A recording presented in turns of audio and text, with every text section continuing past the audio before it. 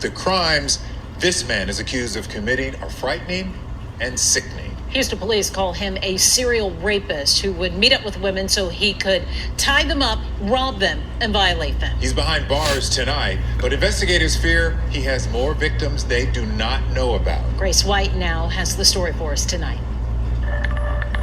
So far, Houston police have 4 victims, one of them a teenage girl. Here at the Houston Area Women's Center, they say one of the hardest things about these cases is getting victims to come forward. A suspected serial rapist now off the streets. 36-year-old Morris Holton III. This guy was a perpetrator, and he needed to be behind bars like he is tonight. At the Houston Area Women's Center, Chow Win says it's not easy for victims to come forward. There's shame, there's stigma, there's not being believed. There are just a cachet of issues that survivors have to endure. But this is a case where Houston police want you to pay close attention.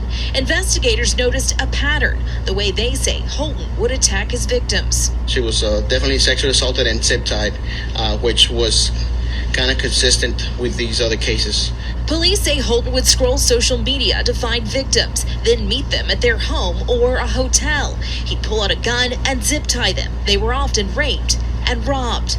A break came when one victim says she was contacted by Holton days later on Instagram. She recognized his face and a gold tooth, a clue that helped police track him down. Holton was arrested in June when he showed up in this black Cadillac to his parole meeting. Also in the car, a 16-year-old girl. He was charged with sexual assault of a child and trafficking. In a preliminary hearing, prosecutors said he's already spent time in prison. The defendant is on parole for the offense of aggravated robbery. He's a true habitual. A man police want women to take a close look at to see if his face is one anyone else recognizes. We want survivors to know, whether in this case or whether they may be triggered by hearing the story, that there is help, that we believe them, that they don't have to be alone.